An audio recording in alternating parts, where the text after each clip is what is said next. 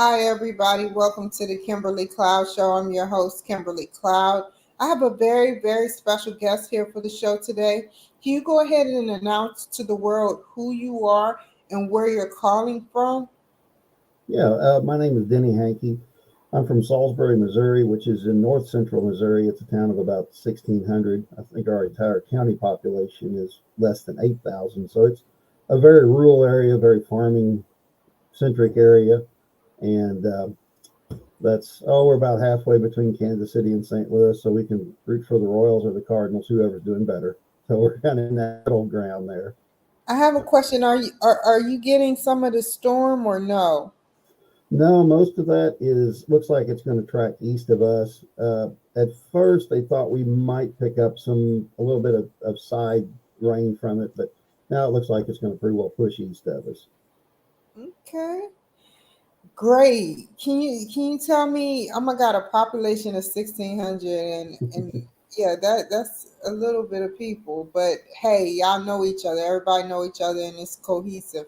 So tell Yep. me about your past leading up into your present. Just a pretty average farm kid. Grew up in the 70s and 80s. I graduated in 86 and went straight to the family farm. Um, I'm a Tell me fifth about this generation. farm before we Okay. go any further. Okay. Fifth generation family farm, the Hankies. And Wow.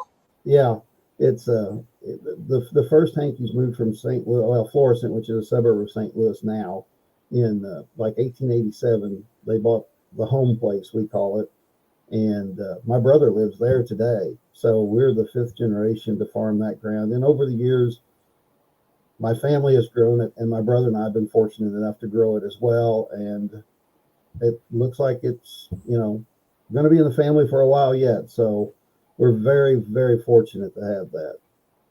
Do y'all have like horses and stuff on it and hay and all that stuff? We raise corn, soybeans, wheat, and cattle. So Wow. we're pretty diversified.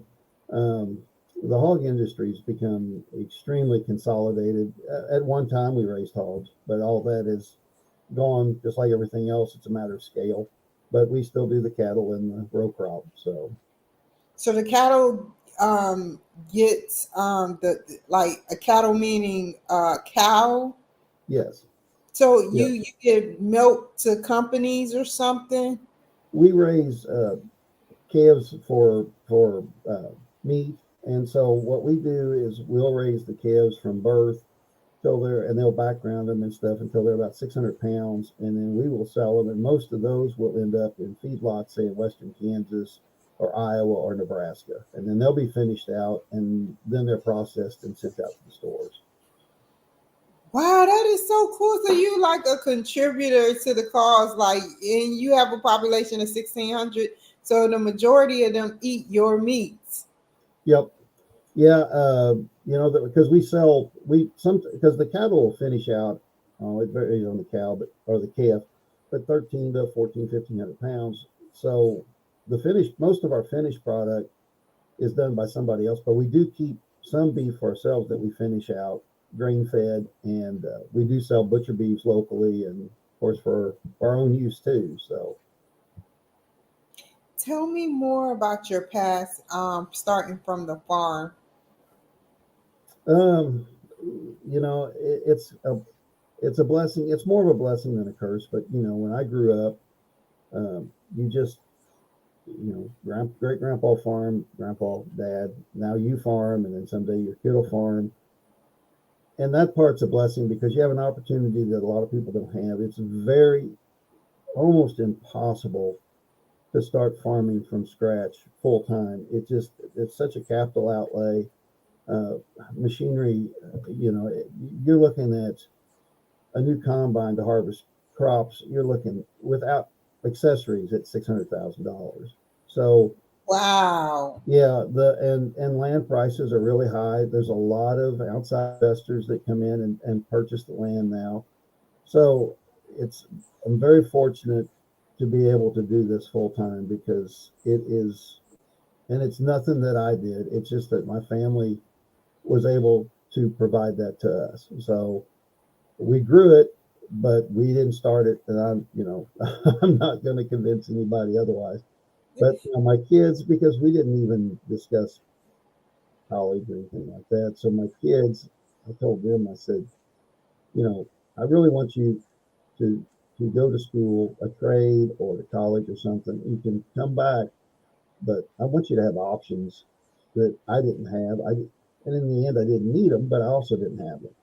So my daughter, she went to a private university in Kansas City, which was funny because people are like, "Oh, you're from a small town," and she's like, "Yep." So what, like 50,000 people? And she's like, "Yeah, 1,600." It blows their mind. So and she's currently an occupational therapist, and then my son went to a small private college. He actually played a little football there and stuff, and then he had a business degree in finance, and he was a loan officer for 5 years, and then about a year ago he switched over to be a financial advisor, which was actually what he wanted to do to start with. When he How was old was your daughter when she went, and your son when they both went to college? right out of high school, my daughter, yeah, yeah, I was very proud of him. My daughter graduated Best with time. what's that? That's the best time, Yeah, and my right out daughter, of high school. Yeah. yeah, my daughter was able to complete her master's in 5 years. So she stuck her nose in the books and got it done. And my son graduated early and played football 3 years, and he graduated 3.5 with his bachelor's. So I was pretty pleased with them. I really was. Are They they got going? their brains from their mother. Are they going to take over the family business? They have an interest. I'm lucky. My daughter and son-in-law, they do live. Well, they built a house on some of our land. We deeded them off a little bit of ground, and so they're just right down the road with two grandkids, which is awesome. They have an interest in the farm, and that's why I feel like the land will be safe with them because both my kids have a very sentimental attachment to that land, and we see so much of it sell now. And like I say, it goes to investors. We just had a farm just down the road that had been in a family since the 1870s. Well, now it's not. And it's kind of sad. Now my son, he lives about an hour away, and he's married. And he's got a little boy just turned a year, and well, they were all here last night for supper, which is kind of nice. We can get together, and nobody's too far away, so that's pretty nice. Spoils us. Tell me about oh my God, before I go there, that's like a century and some change. Yeah. General Yep. Electric came out in the late 1800s, but this was a little bit like in the 70s, 1870s, Yeah. right? Yeah, the our family farm was 1887, and the story goes that my great great grandfather purchased the farm, and they lived in Florissant, which at that time was a little town. Now it's when you get to St. Louis, it's all one big conglomeration. But at the train station, supposedly his brother was supposed to come down here and chickened out. So my great grandpa said, "Well, if you don't want to go, I'll go." So my great grandpa and his wife and kids took the train tickets and came to Salisbury, which is maybe 120, 30 miles outside of St. Louis, which back in that day was the other side of the world.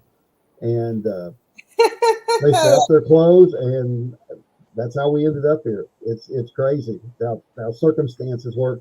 But I have to say that the Hankies that stayed in Florissant, when the city grew up around them, they sold their ground out by the square foot. So, I'm not saying the brightest ones moved out here, but we're here anyway. So, Tell me, last question before I move on. Tell me about the infrastructure, how you had to keep it up and for purposes, because they have to probably inspect the area to make sure that the meats are being, productively, right. done right R- or cut right. yes. It's like on, say, the antibiotic and usages and stuff. Like if you put an antibiotic in feed, then you have to go to the vet, and it's called a veterinary feed directive, where he gives the go ahead for a certain number of head for a certain length of time to be treated if they're sick. Um, we're seeing more and more antibiotic. Uh, I don't know, not pressure, but the farmers themselves are trying to back away from the antibiotics at an early stage. Now the feedlots, I'm assuming they do too, but I can't say for sure. But yeah, we definitely try to monitor animal health and animal conditions. And the thing that, first of all, you want to take care of your animals. I mean, that's the number one thing. And the second thing is, I mean, even if you didn't care about their welfare, if you don't treat them right, you're not going to make any money. But everybody I know does it because they love the animals, and they don't want anything, they don't want to see them suffer. I mean, I've been out in snowstorms rolling out hay, so they've got a nice warm place to lay, or that type thing.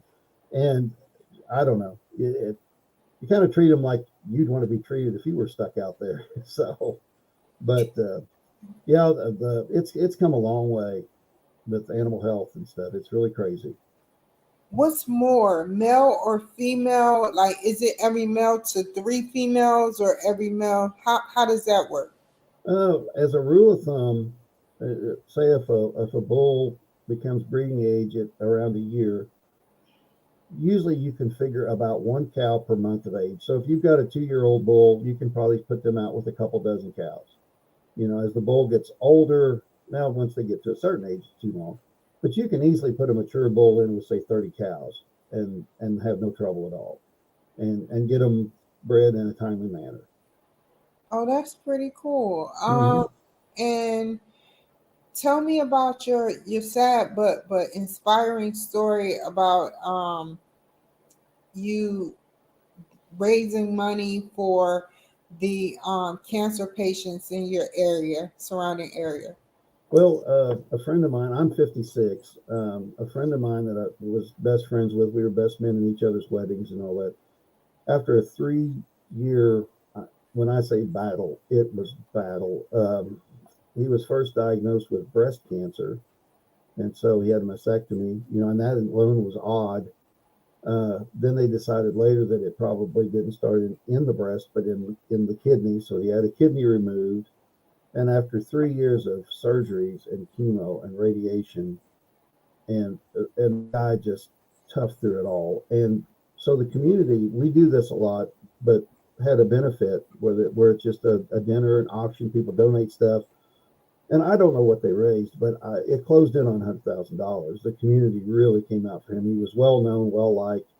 So as the end was coming for him, and his wife and I were there, and he said, I just want to do something to give back. So we kind of came up with an idea after he passed, and his name was Larry, so we call it Larry's Warriors Foundation. And we just started from scratch with donations, and currently we've given out close to $200,000. We're up to an active patient for the first year, we'll get 2,500, the second year 2,000, and then the third year 1,500. We started out giving 1,000 a year, but the county, because it's anybody in the county, and also some of the school districts, and there's 4 school districts in our county, and sometimes they'll go across county line a little bit. Well, then the schools got involved in raising money for us, so we expanded it to anybody that lives in the school districts that are stationed in Sheridan County. So we actually are a little bit bigger than just the county now.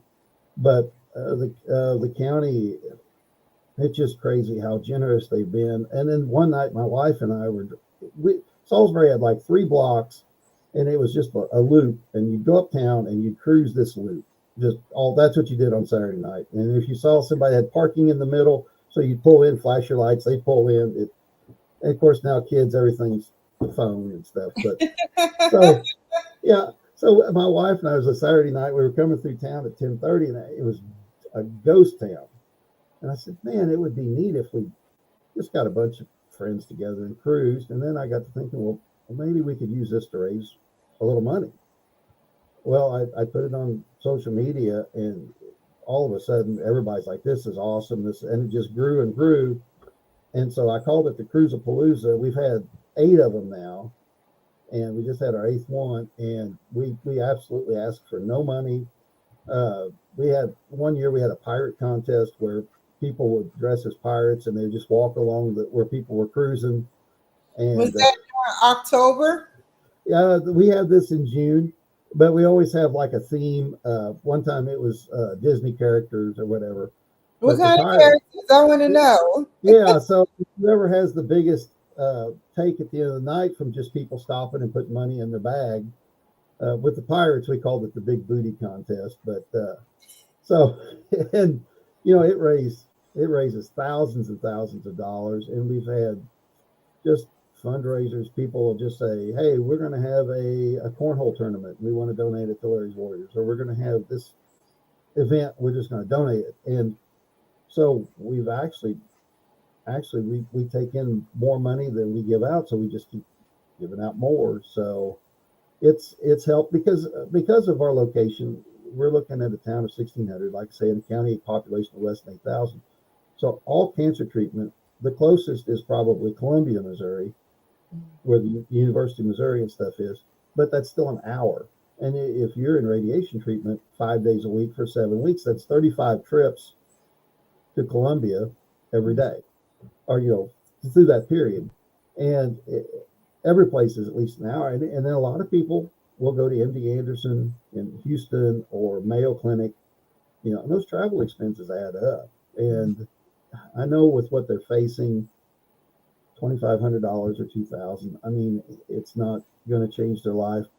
A lot of people just say it means a lot to know that people have given for this cause and that people care enough to raise the money to give. And we're just a box. That's all we do is the people put the money in for us, and we take the money and give it away. I mean, it makes you feel proud to be in a small community. There's upsides and downsides to being this rural, but when you see people come together like that, um, it's funny. But so people will donate stuff for a raffle, like at the Cruisapalooza. So this year, a guy won a big Blackstone grill, Mm. and so another guy that he was a nephew of Larry that passed away. His house burned down. So the guy that won the grill at the raffle just said, "Here, Doug, take it." You know, so you start seeing that type stuff, and it's like, you know what, we are blessed to be where we are. We always say it, but when you see something like that, you realize that you really are. So it What are it you helps. going to do to keep this harmony going? I was just speaking about harmony earlier in a different tense, but what are you going to do until the day that you expire to keep this going so it will keep going for centuries? This sounds like a great. I want to move there. We've got room. Come on, Tell me be what. glad to have you. Thank. Uh, we've had some people donate that have died of cancer. We had one person that had a fairly big estate and made a fairly sizable donation strictly to start building a fund. So we actually have money invested now because it's tough because you don't want to hoard the money because it was given to give out, but you also don't want to give out too much where if you hit rough times, like right now, commodity prices are really low. People can't be as generous around here. So you don't want to give too much away. But we are slowly building an investment portfolio. So hopefully down the road, it'll be self-sustaining. It's a ways away, but we're working on it. So hopefully this will help it continue. And we haven't seen any back off of people's generosities. It's not something that seems to be a passing fad. The thing is, everybody knows who runs it. Everybody knows it's 100% back. There's no, in fact, most of us that are involved with it. I'm the president. Larry's son's the vice president. And then there's some other people, and then we also have a couple of people from every community in the county because Sheridan County is actually the second biggest county in Missouri. Size wise, it's big. To drive from one corner of the county, I mean, it's probably 50 or 60 miles, across from one end of the county to the other. So I may not know people that are in one of the small towns way up in the northwest part of the county. We're down in the southeast part, So we have people in each town that tell us, hey, Bob Smith, we found, but I just heard he had cancer. And they will go talk to him and say, hey, this is available. Here's the sheet. If you want to send it. I mean, it's so simple. It's name, address. We don't even we've looked into other organizations that did stuff like this, and they would want like a note from the doctor. And we're like, you know what? This is Sheridan County. If you say you've got cancer, that's good enough. If you really feel the need to fraud us, then that's on you. So it's just strictly name, address, phone number, email. You give us that, the next day you've got a check. And it helps because having people in each little community, because that way we find out. Otherwise, we may not know somebody at the other end of the county. I may not even know who they are, let alone know that they're struggling with cancer. So we've got a pretty broad organization now countywide. So our coverage is really good as far as finding patients and trying to help them out. How many patients have gotten a check? We usually, our average is about 25 to 30 per year. We started, Larry passed away the day after Christmas in 2016. Sorry to hear that. Yeah, it was, wow. It was not good. And, but he was so popular and known in the county that we actually had his visitation was held in our high school gym because so many people came. And so I announced there at the visitation what we were going to do. So we came out of the visitation with $15,000 to start this from people donating, just finding out about it and donating right on the spot. And so we said, but we had to get our 501c3. We had to jump through all the hoops. But we said our goal was to give out the first check in a year. So on December 26th of 2017, we gave out a check to each community for one patient to get the ball rolling. And since then, like I say, we usually have 25 to 30 patients per year. That's about what we've been running. And also, we were lucky enough, there was a banker in Salisbury that when he passed, he set up, it was in his name, but it was a trust. And so like kids like mine that went to college and stuff, they could borrow money from this trust at low interest to go to college and stuff. Well, the trust has been managed, so it has grown. Our population has shrunk, so they have extra money. So they started kicking in for patients. They gave us so much. Here, kick in an extra $500 per patient this year because we've got extra money. So, like I say, the county support has just been phenomenal. But what are you going to do for the future? Pardon? What are you going to do for the future? Where do you see yourself going in the future? Well, we've got some other events. The other towns and stuff are starting more and more planning. Good. Because at first most of the fundraising was centered in Salisbury.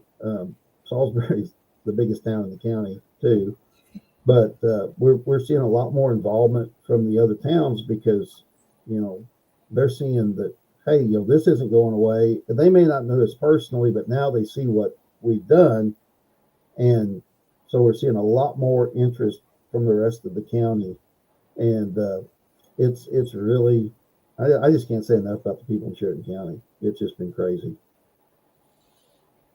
So if you had to give and you're right, I understand what you're saying, but if you had to give a piece of advice out to a young entrepreneur that want to be, you said it's $600,000 to invest in a farm without the equipment, and they just want to do it because they have the finances and they know that's a great job that they want to, do for generations to come, what would it be?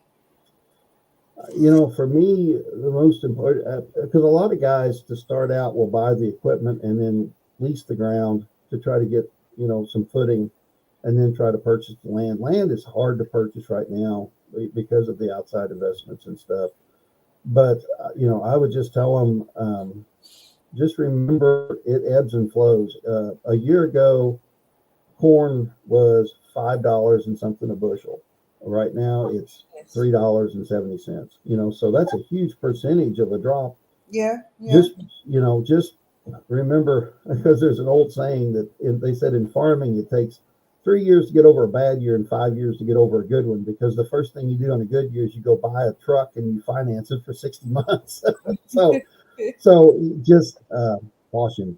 That is the big thing, because there's just so many variables out here. You just really just, be bold, but be smart. And sometimes that's tough to do. And I just wanted to know, well said, by the way. I just wanted to know, like you said, other towns are getting involved. So maybe y'all can do something. Like, how many towns are involved again?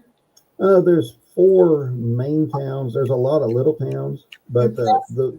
yeah, there's four school districts. So those are our four biggest towns. The next biggest town in Sheridan County is under 1,000 people, but yeah, so we're seeing more involvement from them, and I think it helps having the local representatives going to people in these other towns saying, "Hey, Bob, this money is available," you know, and I think once word gets out, that's definitely helped us as far as money coming back in and people remembering us. Okay.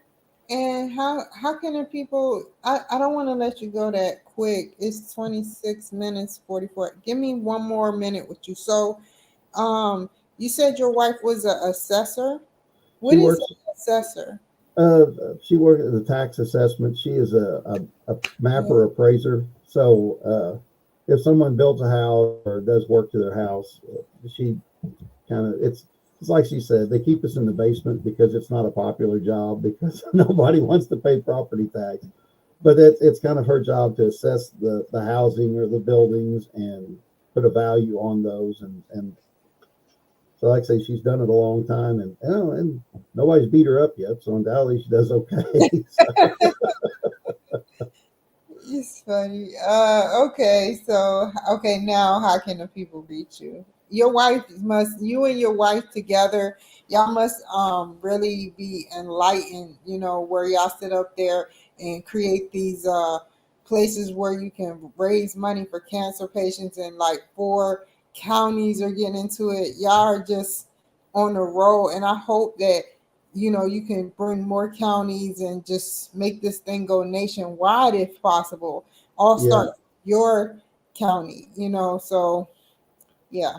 Well, Go and ahead. and you, well, I didn't mean. I'm sorry to interrupt you, but I will say with my wife, when you said what's some advice I could give to an entrepreneur, marrying smart is probably the best. That's the best move I ever made, because if we buy more land, or if we expand on our equipment, or when we bought the auto parts store, um, she's she's a partner, and we don't. If something goes wrong, we don't say. I don't say it's your fault. She doesn't say it's my fault. We're a team, and that's probably gotten us. That's gotten us through when I raised hogs and got sick hogs and couldn't save them, or we've had crop failures and things are lean, and you got to tighten your belt more. Not you got to put new notches in your belt to tighten it enough.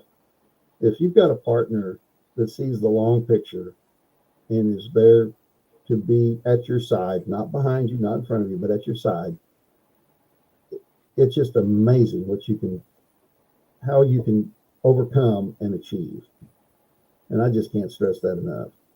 Well said, and smartly said too. um okay, this is the last question. Tell me about the technology surrounding your corn crops. Like, do you make your own corn? No, all the corn. In fact, you've got three major companies that produce most of the seed corn, and all the corn, they've got traits, genetic traits and stuff that those companies own. So it is highly illegal to use to save that seed. Used to, especially soybeans and wheat, you would just save seed back. But now with all the technologies built into the seeds, you can't do it, because the corn is where you can spray certain herbicides in it, it doesn't affect it at all. So that gives you a lot better chance for weed control, or certain corn is designed for certain soils and stuff. And it's amazing how much research corn is probably, I mean, originally the ear on a stalk of corn wasn't down on the side, it was up on the top. I mean, it's been changed that much over man's time of using it. It's a completely different plant. But and the seed corn, it's going to run us probably $120 an acre just for the seed. And we plant around 600 acres of corn. So it adds up. And so that's why, like on our planter, we have GPS. So it shuts the rows off. So we never double plant. And it like I said, it's science or magic or something. And then we also use like auto steer that keeps everything spaced out evenly. And that, like I say, there's no double planting. And same way with the herbicides and our fertilizer. It's all set up now with GPS where it shuts off so we don't overuse. Which doesn't make sense economically and it doesn't make sense environmentally. So, it's a win. Not often is it a win-win, but this is a win-win. So the technology is amazing because even on our corn, we plant different populations in the same field for different types of soil. So you may plant the good part of the field at 34,000 seeds per acre, when you get over on this bad spot and you may only plant 30. And it all does it automatically. It's all pre-mapped. Mm-hmm. And it's just crazy because I remember being on an open tractor with 3 coats on, and freezing. And now we're in air conditioned and, computer screens. And it's my dad is still alive. He's retired and stuff, but he won't even get in a tractor. He's like, I don't know. I don't know how to do it. How can people reach you? I'm sorry. Oh, you're good. I'm on Facebook. That's my big thing. Snapchat, that type thing. I'd even freely give out my email. It doesn't matter. It's Henke Farms LLC at gmail.com. So, and what's your hashtag on Facebook? It's just my name, just Denny Henke. So just look up Denny Henke, and the best looking one that comes up, that's me. Follow him to get the latest news on his events that he be having. So y'all take care, stay on the line, take care of you guys. It's been a pleasure. Be safe, and I'll see y'all next time. Thank you very much. You're welcome.